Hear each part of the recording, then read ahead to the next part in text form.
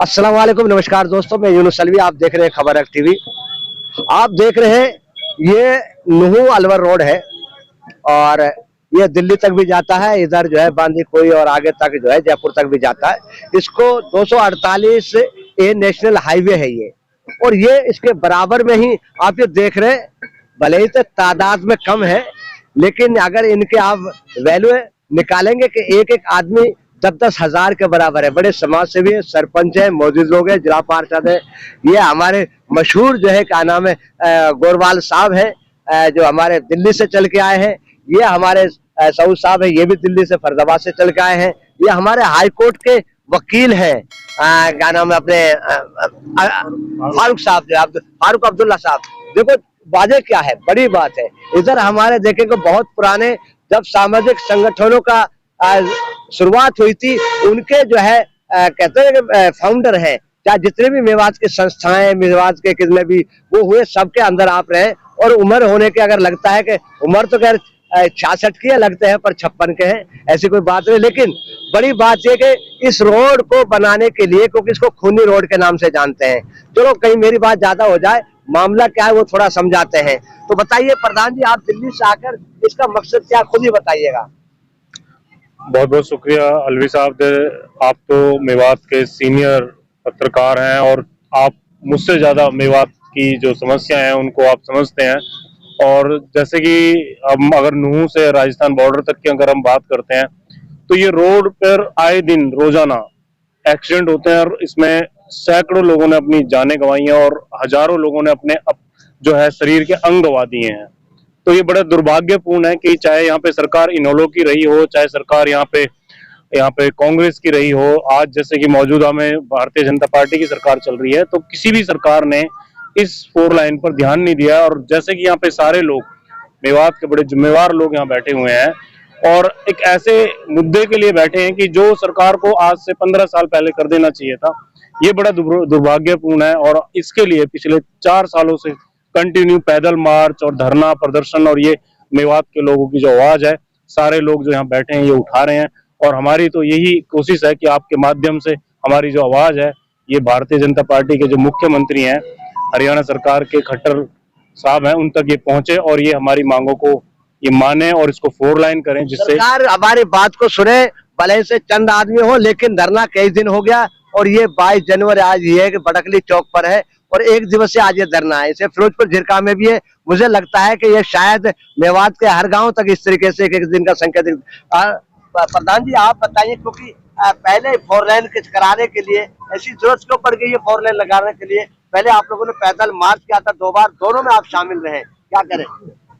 देखिए 2021 में 30 मार्च को और फिर 30 मार्च 2022 को, लगातार दोनों सालों में 30 मार्च को हमने इस रोड को चौड़ा कराने के लिए, 4 लेन कराने के लिए धरना दिया।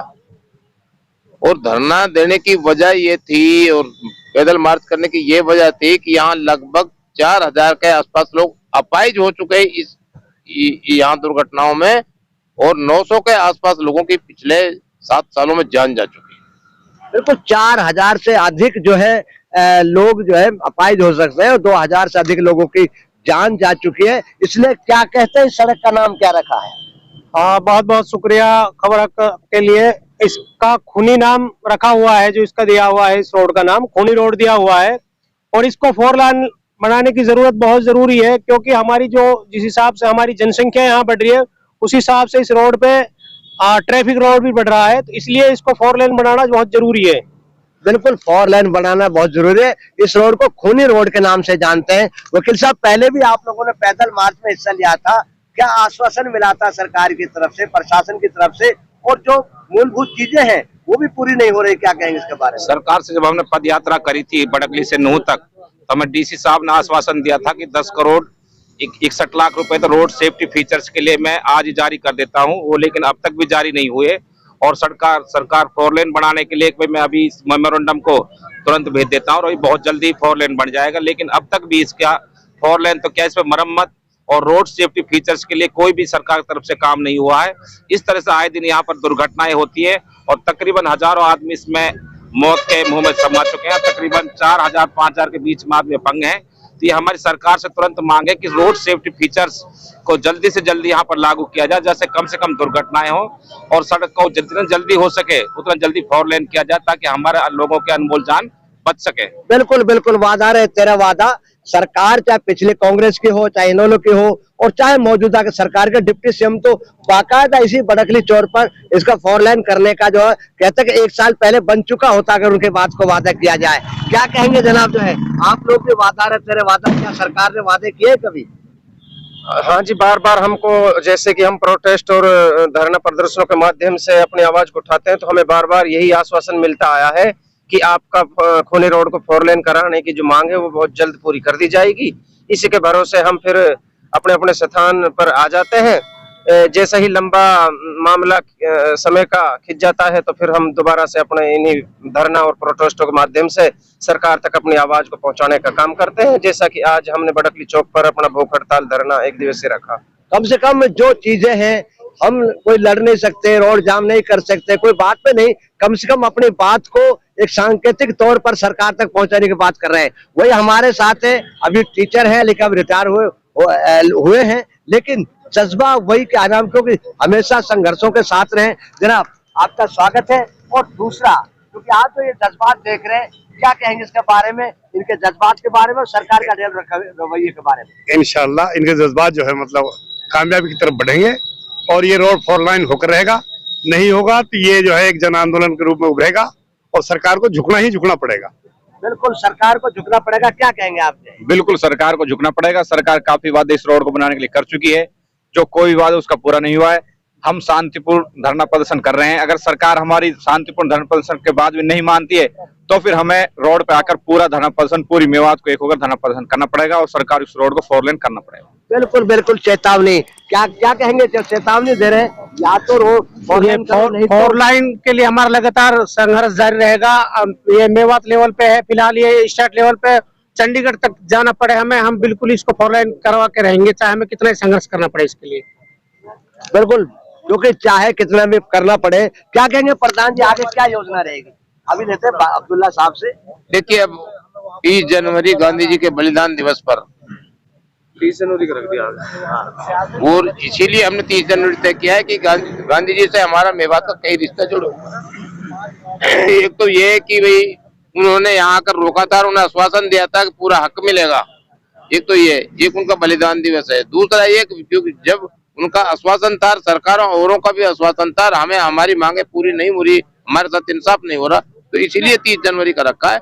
30 जनवरी को अगला कार्यक्रम है और भैंसों को लेकर, बीन को लेकर, भैंस के आगे बीन बजाने वाले सिंबॉलिक संकेतात्मक और बहुत बड़ी तादाद में जाएंगे और फिर जो है जिला मुख्यालय के देखकर जो है सारा प्रदर्शन। बिल्कुल बिल्कुल, वो कहावत आई है कि उसको मेवात के लोग बाकायदा तथा चरितार्थ करेंगे कि भैंस के आगे बीन बजाना, यानी कि महात्मा गांधी, यानी कि पाकिस्तान जब बंटवारा हुआ था राजस्थान के और मेवात के लाखों आदमी जब पाकिस्तान जा रहे थे तो खुद गांधी जी ने और पूर्व मुख्यमंत्री भूपेंद्र सिंह हुड्डा के पिता ने और भार्गव जो है पूर्व मुख्यमंत्री थे पंजाब के, कई बड़ी लीडर आए तो उन्होंने आश्वासन दिया था कि मेवात के लोगों को समान अधिकार, समान विकास, सारी चीजों में हिस्सेदारी मिलेगी। लेकिन 4 लेन की मांग जो 15-20 साल से कर रहे पूरी ना होने पर अब 30 तारीख को भैंस के आगे बीन बजाकर, बाकायदा भैंस होगी और बीन बजाएंगे और उसके साथ प्रशासन को ज्ञापन दिया जाएगा। अगर सरकार इनकी बात को, डिमांड को पूरी करती है तो बीन बजाने से रुक जाए। क्या कहेंगे वकील साहब, क्योंकि आप हाईकोर्ट में बैठते हैं, क्या आप लोगों ने कभी इनको नोटिस वगैरह, कभी इस तरीके को मौतें हो रही हैं, क्या कहेंगे, अब तक क्या कोई कार्रवाई हुई आपकी? डिफरेंट हाई कोर्ट के जजमेंट निकाला, सुप्रीम कोर्ट का निकाला, इसमें ये कहा गया है कि अच्छी रोड होना हर नागरिक का मूलभूत अधिकार है। उसके आधार पर हमने भारत सरकार की रोडवेज एंड ट्रांसपोर्ट मिनिस्ट्री को और हरियाणा सरकार की रोडवेज ट्रांसपोर्ट मिनिस्ट्री को हमने नोटिस भेजे हैं, जिसको उस पर कुछ अमल भी हुआ, कुछ पैसे सैंक्शन हुए, लेकिन उनको रिलीज नहीं किया गया। उससे कुछ दिन बाद विधानसभा में दुष्यंत जी जो उप मुख्यमंत्री हैं वो कहते हैं कि इस बारे में अभी कोई विचार नहीं है, जबकि हम ये कहते हैं कि यहाँ लोकल ट्रैफिक बहुत ज्यादा है और ट्रैफिक ज्यादा होने के कारण जो है यहाँ पर दुर्घटनाएं हो रही है, जिसमें लोग जान गंवा रहे हैं, लोग अपंग हो रहे हैं और अपने डिसेबल हो जाते हैं। ये एक बहुत ही गंभीर मुद्दा है और सरकार को इस पर जल्द विचार कर और इसको बढ़ाना चाहिए ताकि यहाँ के लोगों को आसानी की जा सके। बिल्कुल बिल्कुल, ये गंभीर मुद्दा है, मौतें हो रही है, सरकार को विचार कर। कहांगे भाई, बुरहान कहाँ है? बुरहान, तो उसको अमल करना चाहिए। प्रधान जी क्या कहेंगे आप जो है, अगर सरकार ने 30 तारीख तक अगर बात नहीं मानी, आगे क्या कदम होगा, कितनी तादाद पर कदम होगा? आगे अभी जैसे हमारे अभी बैठ के यहाँ पे मशवरा हो रहा है, तो इसके बाद हमारी जो ये सारे जो लोग हैं इनकी आगे की सोच और विचारधारा ये है कि अगर सरकार 30 तारीख के उस प्रदर्शन के बाद, उस आंदोलन के बाद अगर सरकार की तरफ से कोई ऐसा विश्वास वाला जवाब नहीं आता है, तो हमारी कोशिश है कि हम दिल्ली जंतर मंतर पर इसका एक धरना प्रदर्शन करेंगे। बिल्कुल 30 तारीख के बाद, अगर 30 तारीख को भी भैंस के आगे बीन बजाने के बाद भी सरकार नहीं चाहती तो जंतर मंतर तक ये मुद्दा ले जाया जाएगा।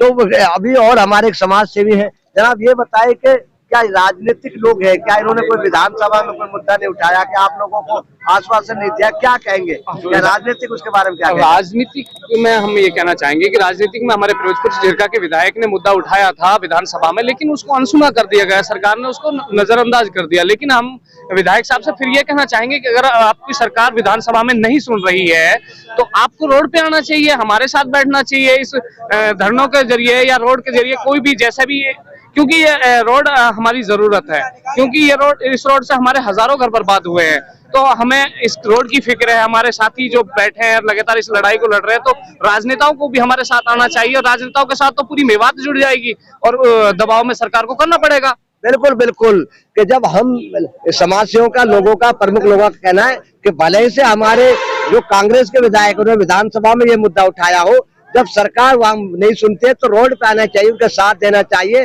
तो सरकार पे दबाव बनाने का क्या कहेंगे इसके बारे में? क्या उन नेताओं को आना चाहिए आप लोगों को? सर हमारे साथ हमारे तीनों विधानसभाएं बल्कि 5 विधानसभाओं के नेताओं को साथ आना चाहिए, विधायकों को, वे हमारे साथ बैठे धरना में, और इसको उनको उठाने का हक बनता है।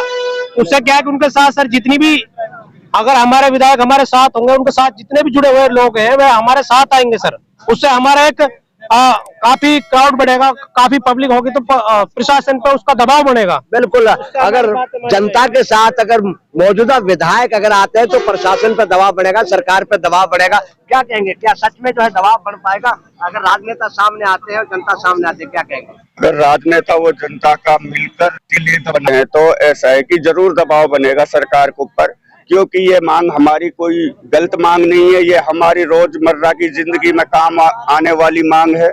हमारे लिए सरकार इस रोड को 4 लाइन नहीं कर सकती तो और क्या करेगी? मेवात एक पिछड़ा इलाका है। तो क्या ये माने जाए, बड़े में आप थोड़ा सा आगे आए, तो क्या सरकार जैसे सोना से अगर परली तरफ देखा जाए तो अलग रोडों का हालात और सोना से इधर देखा जाए, क्या दोगला व्यवहार मांग करती है? जमीन और आसमान का फर्क है, सोहना से और गुड़गांव तक, और सोहना से जब इधर अलवर बॉर्डर तक जमीन और आसमान का फर्क है। और हमारे साथ ये बहुत ही सौतेला व्यवहार है मेवात के साथ। बिल्कुल बिल्कुल, सरकार जो है मेवात के साथ सौतेला व्यवहार कर रही है, और अभी तक यहाँ के समाज सेवियों ने सरकार को चेतावनी दी कि 30 तारीख को गांधी जी के शहीदी दिवस तक या तो उनकी बात पर अमल करे, काम शुरू करे, नहीं तो सरकार भैंसों को लाकर और गांधी पार्क नूह में भैंस के आगे बीन बजाकर सरकार को जगाया जाएगा। अगर फिर भी नहीं माने तो भी जंतर मंतर पर धरना प्रदर्शन किया जाएगा।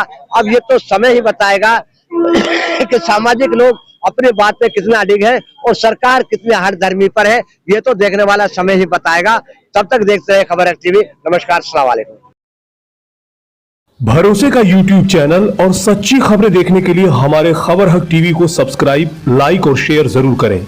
और हाँ, सबसे पहले खबरें पाने के लिए बेल आइकन दबाना बिल्कुल भी ना भूलें।